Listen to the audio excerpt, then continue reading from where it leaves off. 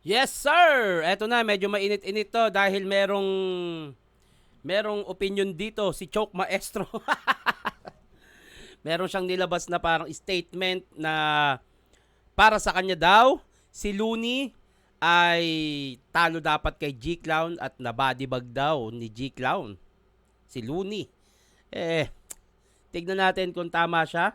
At hindi ko na rin alam kung anong nangyari. Actually, binunot din ako niya ni Choke Maestro. Pinagtitripan niya ako na hindi naman namin ginagawa dati o hindi rin naman siya ganun sa social media.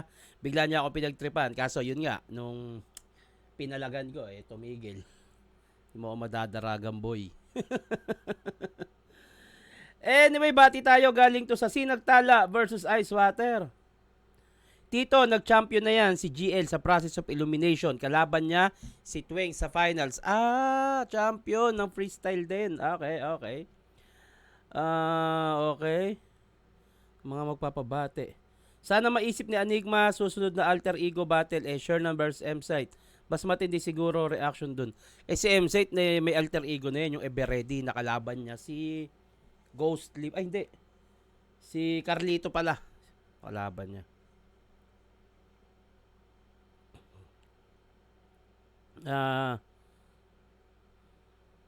Solid sa reaction beat Tito, mabuhay ka ng masaya idol ha. Walang pangalan eh. Yung mga magpapabate, wag niyong kalimutan lagyan ng pangalan ha. Syempre tagasan, ganun. Hi po Tito, pa-shoutout po sa Upsilon P Sigma Misamis Occidental Executive Council. Anxious po magantay sa upload ni Sir Arik. Ang tagal, nanggigigil na ako makanood ng isa buhay. Salamat po, Otits. More power po. Pero na, nilabas na yung Cripply versus Ban. At balita ko ay controversial daw yun. Pagtapos nito, gagawa natin yan. Inagatasan agad dyan. Bear Brand Choco. ito na. Tara. Looney versus G-Clown. Let's go. Maraming salamat ulit sa suporta niyo lahat at kooperasyon para sa buong event. Nanalo si Looney ng coin toss. Pilili niya mauna, unang banat. Pausganay, kadua at sa buhay 2016. Pakinggan natin, Looney.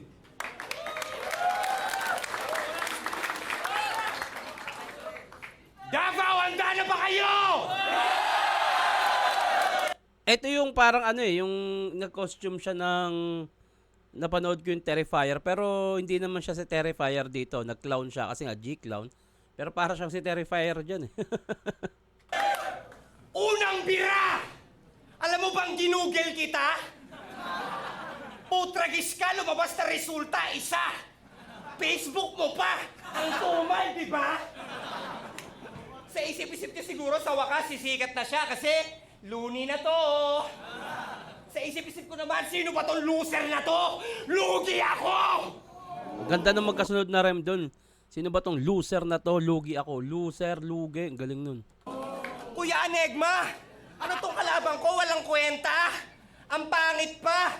Tinan mo, round 1 pa lang, pero yung mukha niya pang round 12 na.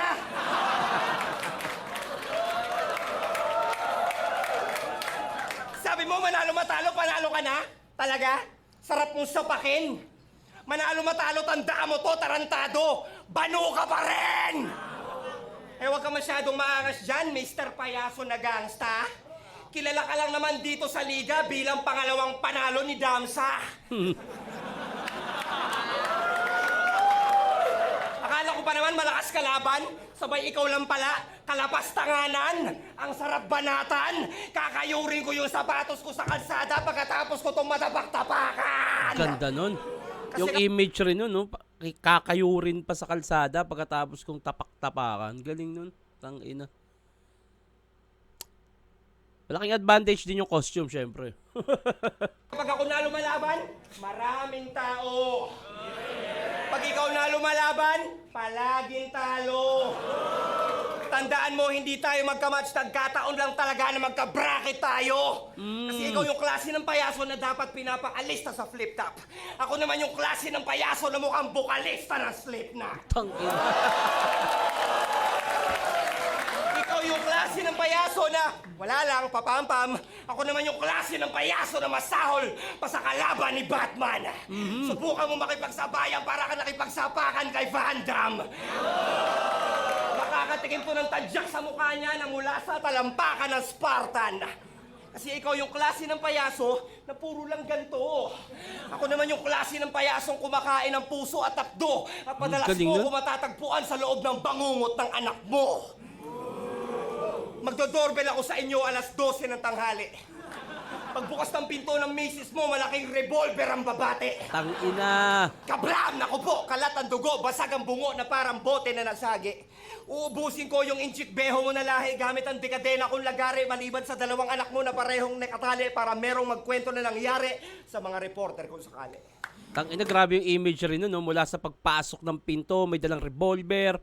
Tapos itatali yung mga anak para may magkwento sa nangyari. Parang siyang sa movie na naganap. Tapos ang suspect ay isang payaso. Ang galing. Ang mga katawan nila ay hindi magkasya sa isang trash can kaya pinaghiwa-hiwalay ko sa 10 basurahan.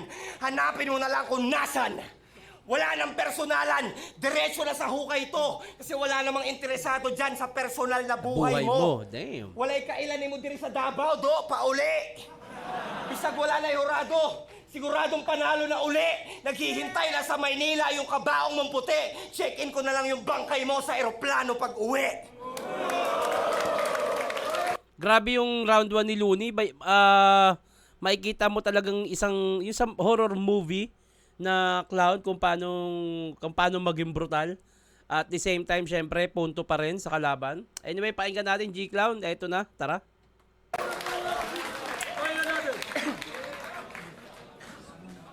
Yo. Kailangan ko pa bang magsalita? Kung umpisa pa lang, alam nyo na naman kung sinong panalo. Kailangan ko pa bang magpakitang gilas sa entablado kung ayun pa lang, may napili na yung mga hurado. Tangina. Sir Arik! Paawa bars. Sir Arik! Hanggang kailan ka pa ganyan? Napakasama talaga ng ugali mo, wala akong masabi, tangina. Kahit nga sa Maynila ito ganapin, lugi na nga ako eh. Sa Davao mo pa dinala.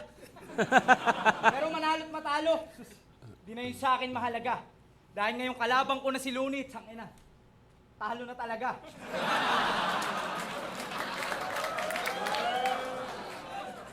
Tangina ka, joke lang yun! Anong akala mo, ganun lang yun kadali? Oo, excited ako makalaban ka, pero di ako excited masawi. Oh, excited na yung mga tao. Ayun lang talaga, dapat hindi talaga, actually, trip naman ni Looney, pero dapat hindi yung pang distract na ganyan. Kasi pwede makalimot yung kalaban para ma-distract. Sayang eh. Excited ako makalaban ka, pero di ako excited masawi. Oh, excited na yung mga tao, pakitaan mo uli. Pakibigay mo na rin yung grand prize, Enigma, mukhang excited na yung uwi. Kasi umpisa pa lang, alam na namin ang iyong pakay. Kinalabit muli si tatay kasi wala nang pambiling tinapay. Kanina naman kasi Looney na yan eh. Parang di na kayo nasanay. Pagbusog na ulit yung pitaka niyan, alsa Mukhang inawat siya. Mukhang inawat siya na wag man-distract kaya tumigil. naman kasi Looney. Si Looney mukhang inawat siyang man-distract. Kinalabit muli si tatay kasi wala nang pambiling tinapay. Kanina naman kasi Looney na yan eh. Parang di na kayo nasanay. Pagbusog na ulit yung pitaka niyan, Biglang tumigil eh. Ano yun, malamang sinita ni Boss John. Kasi pwede talagang ma-distract eh. Nakaka-distract yun. Kasi Looney na yan eh. Parang di na kayo nasanay. Pagbusog na ulit yung pitaka niyan, alsabalutan na ulit sa bahay. Simpleng usapan na lang, Luns, wag na nating pahabain. Bukas na masyado yung libro, kaya madali na lang basahin. Noon pa may alam na namin yung matagal mo nang gawain, na babalik ka lang sa flip-top kapag wala ka nang makain. Tangina. Magandang haymaker yung punchline na yun, ha? Parang matagal din atang nawala si Looney bago siya bumatil dyan. Kaya parang sumakto din yung punchline. O ano? Ano? Gusto nyo ng bars? Pwes i-bars nyo mukha nyo. Di ako magpapalit ng style para lang sa simpatsya ng tao. Sa labang to, ako'y dihado. Oo, talo na, panigurado. Pero putang ina, masaya na ako. Mapatunayan ko lang kung sino ba talaga ako. Maganda nun. Maganda yun. Kasi ako daw yung wannabe smuggler, yan ang madalas nilang ipagsigawan. Pero ako, alam ng mga tunay kung sino at paano ako lumaban. Lahat ng rapper dito galing sa tamod mo. Itong idol nyo, nasisiraan, kamakailan lang ang nagpapakadistero eh. Ikaw itong galing sa tamod ni Brian. Ito naman kasing idol nyo eh. Ang sakit magsalita. Kala mo naman yung industriya ng rap sa Pilipinas sa kanya nagmula. Tinitingala ka na sa tuktok kaya wag ka na manghila pababa. Kung gusto mo maging utak ng rap sa Pilipinas, wag kang utak talangka! Ganda nun. Isa ka na sa pundasyon nitong liga pero yung imahe ng lilimahid. Mga kamay mo'y madumi na di dahil sa tinta kundi dahil sa putik mong ipinapahid. Sayang ang galing nitong songwriter. Dapat hindi ginagawa yun. Sa tinta kundi dahil sa putik mong ipinapahid. Sayang ang galing nitong songwriter. Naging cancer yung pagiging ganit dahil itong boy pag may mataas na offer napipick up. Ogie Alcacid. So ano? Kailangan ko pa bang magsalita? Eh ngayon pa lang naman, alam niyo na naman kung sinong panalo. G-Clown versus Looney. Sakin na, nagagaguhan lang tayo. O sige, ikaw na yung panalo. Pero sana ngayon pa lang mapatay muna ako at wag muna akong bubuhayin. Dahil pag ito umabot pa ng round 3, pangako may kalalagyan ka sa akin! Time! Malakas din. Ang lakas din ng round 1 ni G-Clown. Lalo yung isa sa malakas na punchline dun, yung babalik ka lang sa flip top pag wala ka nang makain. Pero, ayun nga, balik tayo dun sa pandidistract ni Looney. Hindi ako pabor sa ganun. Pero, buti na lang hindi naka-apekto sa performance ni G-Clown yung ganung padidistract, yung pagkengkoy ng muka, tas yung pagpahid sa katawan. Andun na tayo, nadadala sa battle. Pero syempre, meron nga tayong tinatawag na respect the MC, di ba? Pero yun nga, hindi ko trip, pero trip ni Looney yun. Kung gawin niya kay G-Clown yun. At the same time, buti na lang hindi naka-apekto at maganda pa rin yung performance. So, hindi siya parang naging kabawasan sa performance ni Looney. Hindi ko lang trip. Para sa akin lang naman yun. Hindi naman para sa lahat. Kay Looney, ang daming magagandang angulo sa kanya. Mas malawak. Mas magagandang punchline. Yung imagery na sinabi niya doon about sa yung kikidnapin yung asawa, iiwan yung anak. Tapos, kumonekta talaga siya sa costume na clown at tumama rin kay G-Clown. Kay G-Clown, magaganda yung pinupunto niya about sa pera, pero para sa akin, gas-gas na angulo na siya. Pwede naman sanang gamitin yung angulo ko na gamit na, pero kung mas na-construct mo siyang mas maganda, pero parang naging, parang naging plain lang din siya. So, para sa akin, mas nakuha ni Looney pa rin yung round 1 para sa akin. Round 2, pakinggan natin, Looney. Ninong Roy, oh. Anto? Let's shoot. Okay, guys, have a look. This is Muama mo. Looney.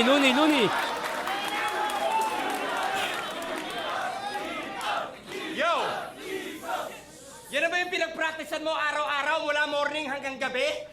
Ang corny mo naman pre, nakakaantok ang puta pa order nga ng kape. Kung ganyan lang din ang gagawin mo, dapat pinongger mo na lang kami. Sabi niya pa kay Krega sa laban nila, makakatikim ka na mga, ay wag na lang pala kasi wala ka namang ugong, wala kang tunog. Kahit mag-reference ako na mag-reference ng mga laban mo noon, walang makakasunod kasi wala naman nakapanood. Pagdating sa YouTube videos niya, 50,000 views na, pinakamarami. Alam mo bang 49,999 doon sa nanay mo, hindi lang niya sinasabi. At alam niyo bang, sinubukan ko pang manood ng mga battle ni Hung Hang? Ang bagal-bagal pa naman ang internet sa Pilipinas, tapos yun lang? Ano ba yan? Mahiya ka naman, panghimagas ka lang. Pagkatapos ng laban namin ni Badang, laban na namin ni Tipsy, di agad ang inaabangan. Kasi hindi ka kilala ng mga tao at karamihan ng hurado.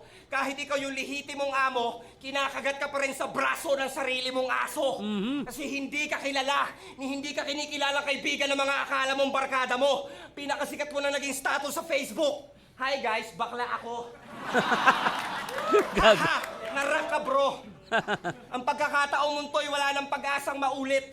Pasalamat ka, pinatulang kita kasi akala ko sulit. Si Looney pa, lalabanan mo. Sige, bigyan na ng lubid para nilabanan mo si Jordan ng one-on-one. Pustahan ay tubig. Pero kahit pumusta ka pa ng 10 piso o 8,000, ganun din bro. Ako ang pamahalaang nagpapatupad ng mga patakaran dito para nilabanan mo si Magneto sa loob ng tindahan ng kutsilyo. Tangina. Hayop yun. Tangina, no? Magneto, tas nasa loob ng tindahan ng kutsilyo, patay ka talaga dun. At kung akala mo wala akong pang real talk, nakahingi ako ng info. Balita ako sa isa sa mga gig nyo nila Basilio, na lasing kayo ni Miko. Pagpatak ng alas 5, lumabas yung pagka-weirdo. Wala nang intro-intro, inihian mo si Senyo! Tangina.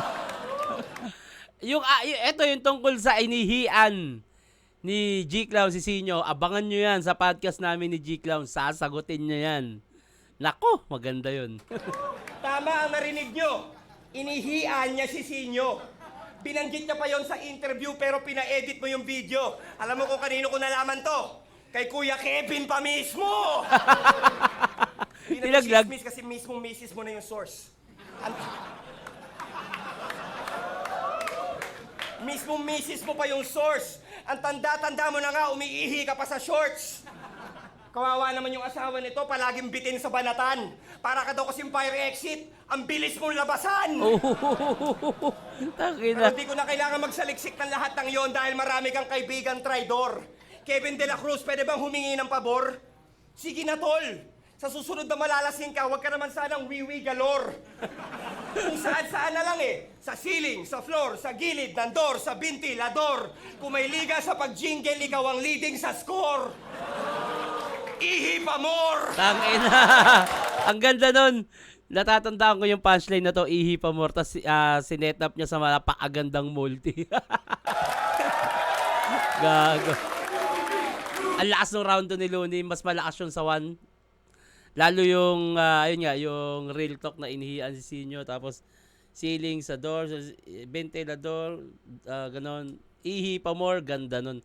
Pakinggan natin si G Clown. Tara. Yo! Idol, kamusta? Ang bilis ng panahon ah. Dati pinapanood lang kita sa TV, ngayon kalaban na kita. Hindi ka ba natutuwa na yung dati mong panatiko, kalaban mo na ngayon? Dati pinapanood lang kita kung paano pumatay, ngayon ikaw na yung ibabaon. So paano, Idol? Pwede pa picture? Pakyo, sinasay ko lang kita. Magpapapicture lang ako sa'yo, gago, pag photographer ka na. Kamusta, mga taga-Davao? Maayong gabi sa inyong tanan at mga putang ina mo. Ano pa ba talagang gusto mong patunayan sa amin? Sobrang galing mo na, bro. Kasi mapabattle o kanta, lahat tinangkin mo na, pre. Maawa ka naman sa amin, Lods. May pamilya rin kami.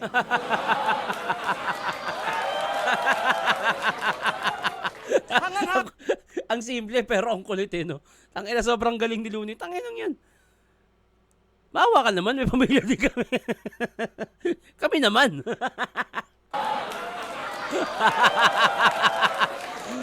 Kahit si Looney na-appreciate yung verse na yun. Di ba? Sa sobrang galing mo, no? Parang, tangina, tumigil ka naman. Hangang-hanga na kami sa'yo eh. Sobrang talino mo na masyado. Sinong di hahangat ang ina pati sa drug test pasado?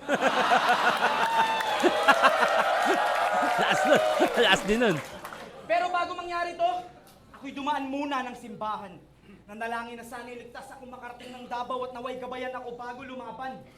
Sabay-sabing, Panginoon, huwag niyo pong hayaang si Looney ang magkampiyon! Panginoon, pera lang po ang habol nun!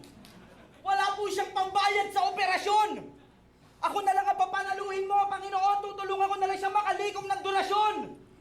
Panginoon! Parang awa mo na, sige na, ako na lang! Lahat ng huradong boboto sa akin, Panginoon, babalatuhan ko na lang! Mangmang! Anong walang flip-top at sunugan kung walang luning na panood? Huwag mo nga kaming ginagawang tanga. Walang flip-top at sunugan tarantado kung wala yung dalawa. Walang sunugan kung wala si Mike Swift. Walang flip-top kung wala si Arik. O ngayon, sinong walang utang na loob?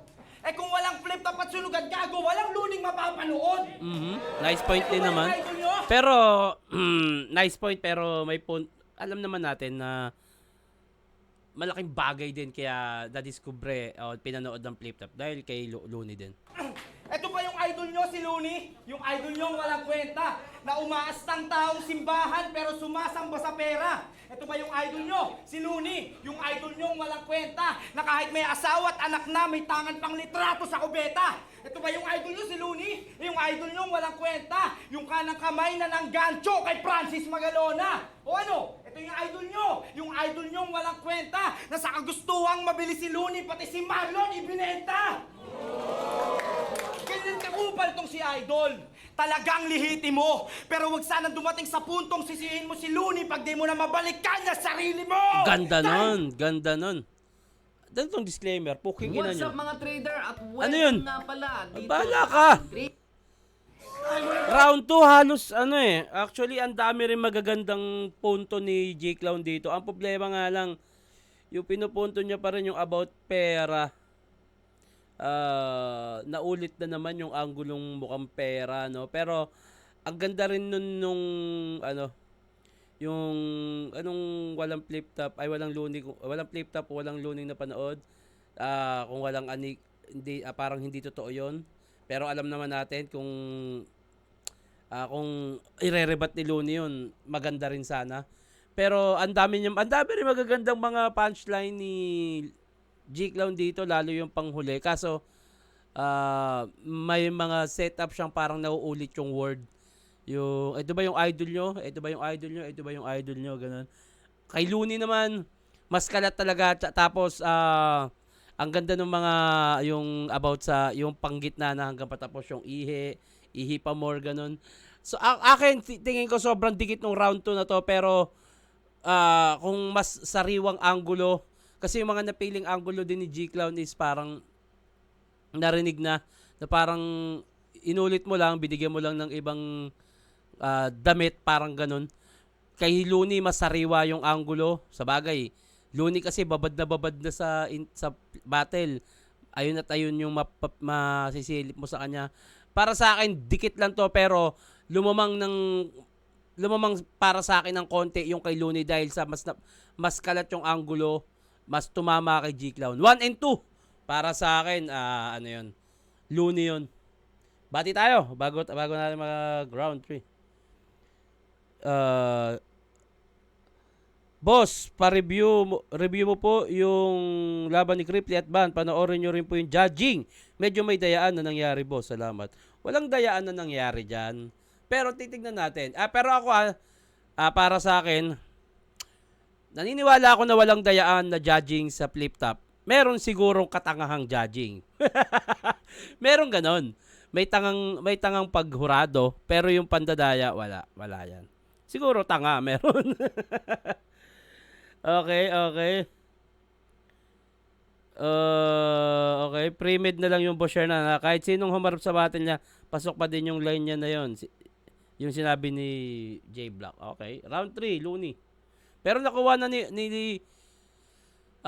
Looney yung 1 and 2 eh. Kung per round ang basis mo, pero kung overall, hindi naman kasi sobrang dikit yung laban, 1 and 2. Mas lamang pa rin si hindi lamang ng 0.1 eh, parang lamang ng 8/10, 7/10 sa 1 and 2 para kay G Clown, 9/10 para kay Looney, kaya malaki pa rin yung lamang. Pakinggan natin round 3.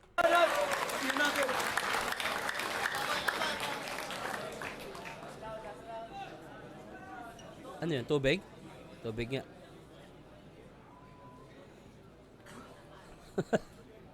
Nauhaw yung clown.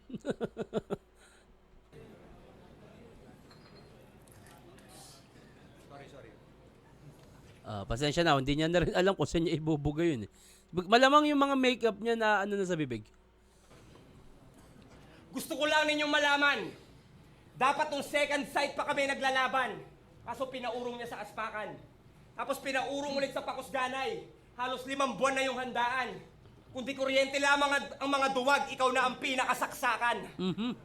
Kung di kuryente lamang ang mga duwag, ikaw na ang pinakasaksakan. O yung parang nga, yung saksakan kasi parang pinaka rin yung katumbas nun eh. Kung di kuryente lamang ang mga duwag, ikaw na ang pinakasaksakan. Kung naging planeta ka, ikaw yung Pluto. Kasi hindi ka tinuturing na tunay. Binigyan ka na nga ng 5 buwan, pero wala ka pa rin buhay. Tangina, ganda nun sa Science Bars. O si El Payaso, opisyal na berdugo ng mga putapete. Alam nyo ba, dapat nung Mayo ko pa to kinuryente, kaso sinuwerte kasi nabigyan ng pardo ng presidente. Okay. Ano yun yung Silya Electrica Bars. Ko pa to kinuryente, kaso sinuwerte kasi nabigyan ng pardo ng presidente. Kaso Kasi nga, parang sa sinimula niya, 5 months na pala ang nakalipas, kaya hindi pa siya namatay agad. Binigyan ng pardon, garang ganon. Kuryente, kaso sinuwerte kasi nabigyan ng pardo ng presidente. Kaso ngayon, hindi na yan pwede. Kamatayan na ang hatol, panahon na ni Duterte. Okay? Ikaw huwag kang feeling lapitan ng chicks porkit mukha kang bulate. Kamukha mo yung teacher ko dati sa MAPE, si Mr. Tugade.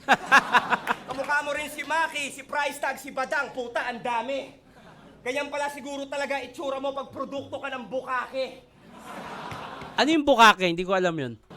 Para sa mga hindi nakakaintindi ng salitang hukage, ang bukake ay kung saan ang isang babae ay dinadali ng 20 lalaki. Okay. At mukhang sa nanay ni kumpare, ganun na nga yun nangyari. Sa tumbong ka lumabas, kasabay ng pagtae. Tapos tubol na matigas ang nagsilbi mong karwahe. Abay pare, bibigyan naman kita ngayon ng libreng sex advice.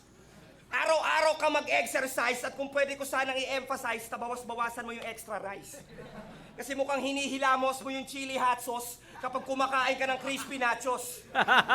Bitin ka pa nun, parang laban ni Baron at Kiko Matos na hindi natapos. So, sobrang takaw mo, mukha ka ng 15 anyos na Jimmy Santos. 15 anyos na Jimmy Santos. Tapos, maglalabas ka pa ng clothing line. Ang kukorni naman ng design, kaya wala nagko-consign.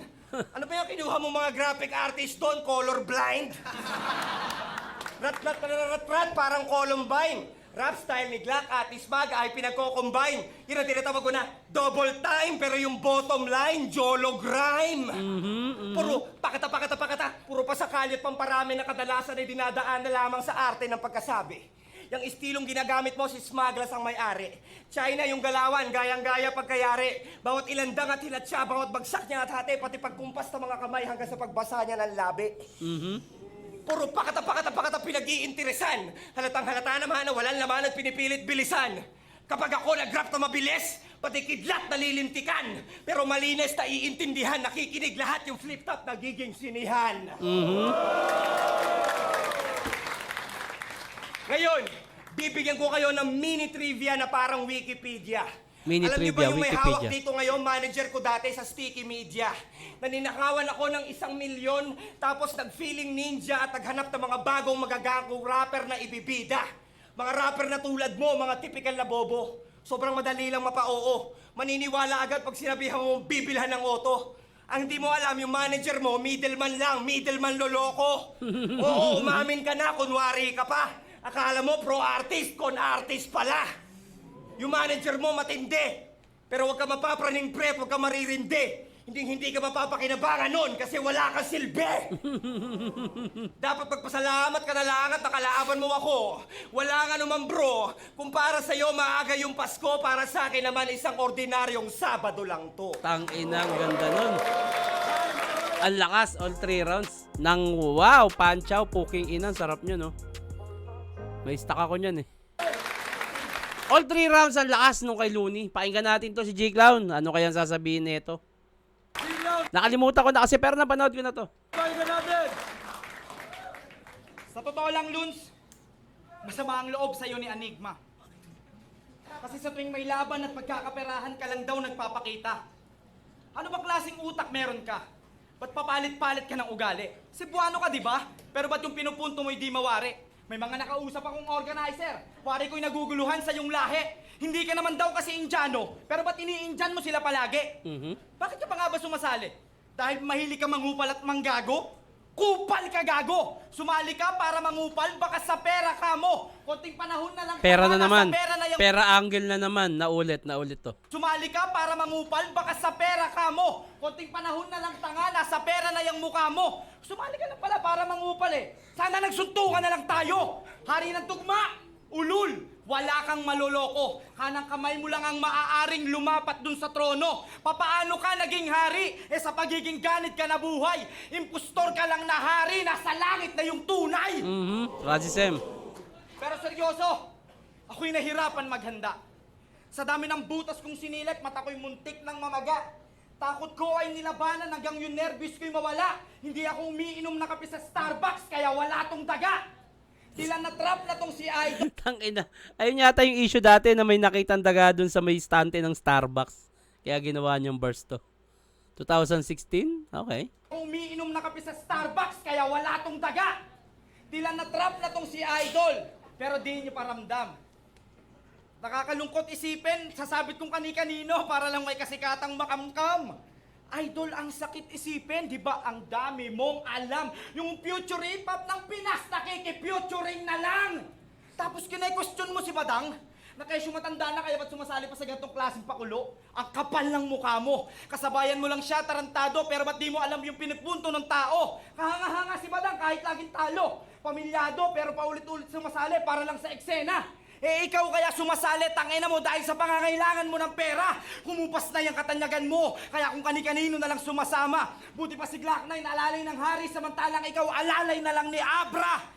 Grade 4 ako nung unang mapanood kita sa TV. Sakto lang yung baon ko sa eskwela, kaya di makabili ng CD. Republic of the Philippines, kakilakilabot, oras na yung beat ay bumayo. Aaminin ko yung totoo, pinangarap kong maging kayo. Hindi po ako nagpapaawa o nagpapakababa para lamang magbida. Nakakatawa lang isipin na makalipas ang halos 14 na taon sa industriya, aabutan pa kita. O ano, Idol? Kamusta? Napakabilis ng panahon. Dati pinapanood lang kita kung paano pumatay, ngayon ikaw na yung ibinaon. Gusto masali ka para sa pera, ako sa mataas kong ambisyon. Ngayon yung sabihin ng rason kung sino karapat dapat magkampiyon. Time!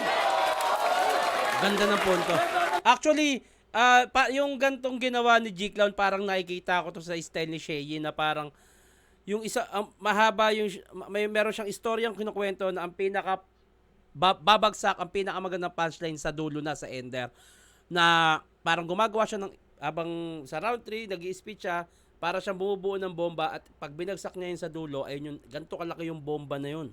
Ang lakas ng bomba na yun. Kaya lang, sobrang haba kasi para doon lang pumunta sa punchline na yun. Kay Looney, kalat din, ang daming magaganda yun.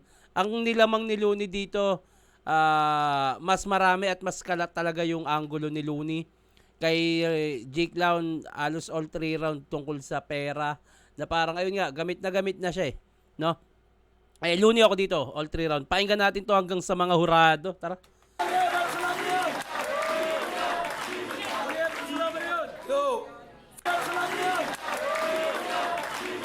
May mga nasigaw kay G-Clown ha, in fairness ha.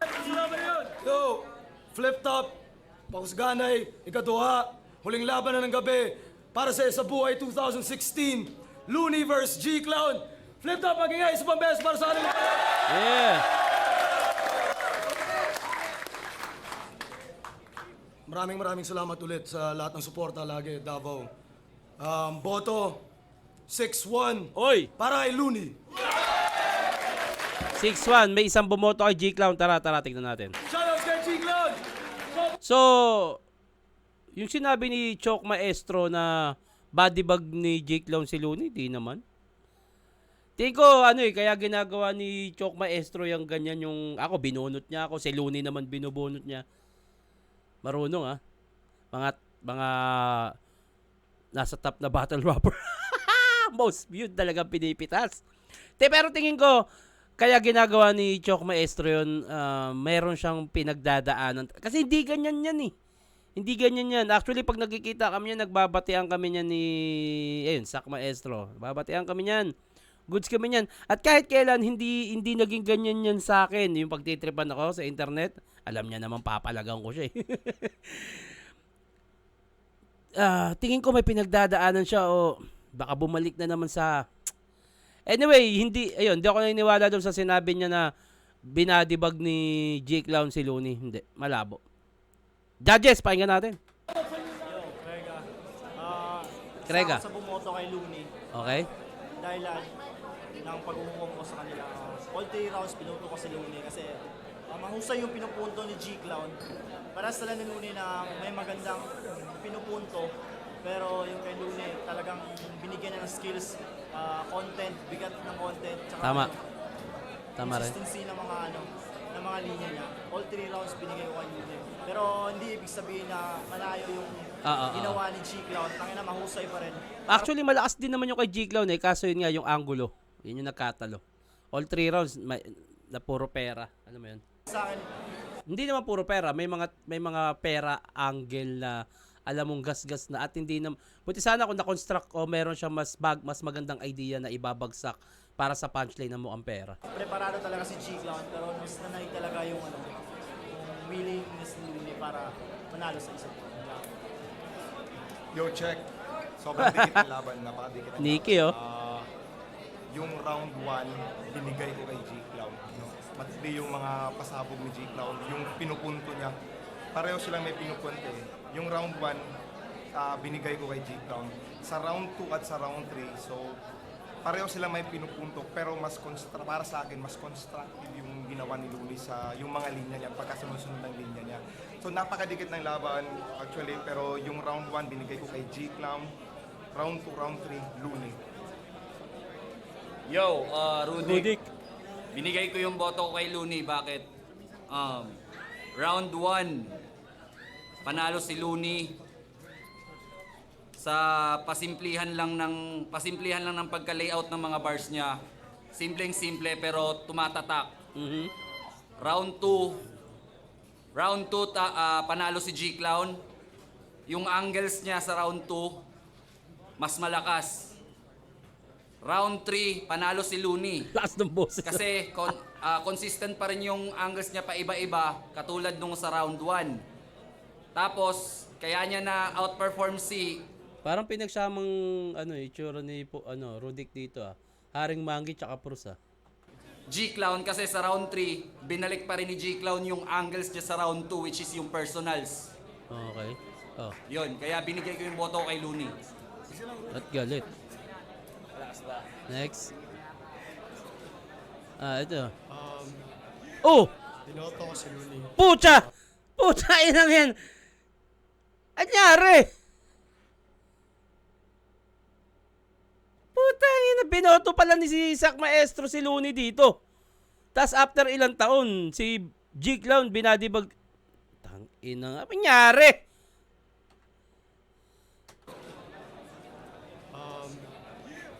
Dinoto ko si Luni. Oh. Kasi same reason. Yan ang namis ko sa talang buhay ko. Oh, yan ang nais ko. Hindi ko na yan. Tinangakan ako sa kalpan. Yun daw ang nais ni tatay. Tang ina. Ewan sa'yo, Chok Maestro, ano nangyari sa'yo? Dahil sa angulo siguro. Siguro kasi na rin. Pero ibang punch lang yung G-Clown. Sobrang lakas din talaga eh. Parang hard hitting. Pero Luni, parang flawless as usual. Tsaka, yeah. Pero G-Clown, you're the man. Props. Nangyari, kala ko binadibag ni G-Clown si Looney. Binoto mo pala dito. Puta, ina, sobrang Ano kaya tinitira na ito? Balakid the pricing batch 1, Taksil music video, panoorin. Oy, Balakid! May social media ka pa ba? Nag-message ako sa Instagram. Kamustahin lang kita. Gusto mo magdayo? Tara. Share. Unang-una props kay G-Clown, para sa akin career high performance na yun ngayong gabi. Sobrang linis, malakas yung mga angulo. Pero binigay ko yung boto ko kay Looney dahil lumamang siya para sa akin sa creativity, ng angles, ng rhymes, tsaka yung lakas ng performance. Props kay G-Clown, marami siyang hard-hitting na punches sa mga angulo ng personal. Pero may disadvantage kasi si Looney sa ganun dahil alam natin yung mga anggulong yun. Tapos nagkaroon ng repetition si G-Clown sa third round. May mga anggulong nasabi niya na sa earlier rounds, tapos inulit niya na para sa akin mas nakabawas kaysa nakatulong. Pero props sa pareho. Tama. O, di ba, imbis na makatulong yung angulo, nakabawas nga. Next. 0R. Sa 7 judges siguro ako lang yung bumoto kay Oo. G-Clown. Ikaw nga lang. Pagdating siguro sa preparasyon, sa lakas ng presence, halos paras lang. Pero binase ko na lang sa creativity ni G-Clown, sa mga angles niya. Tsaka marami siyang suntok na ginawa at para sa akin, binigay ko yung round 1 tsaka round 3 kay G-Clown. So, respeto kay Looney, idol ko yun, pero naging lang ako, fair judging lang based sa taste ko. Tama naman. Hindi ko alam yung ibang judges, pero that is based on my opinion. Tama yon. Kanya-kanyang panlasa yan. Okay lang yan. Yeah, G Clown. Yun. Ewan ko ba dito kay Chok Maestro? Sabi niya, body bag daw si Looney kay G-Clown. Tapos binoto niya pala. Ina talaga. Akala yata yung pagja-jogging nakakatalino.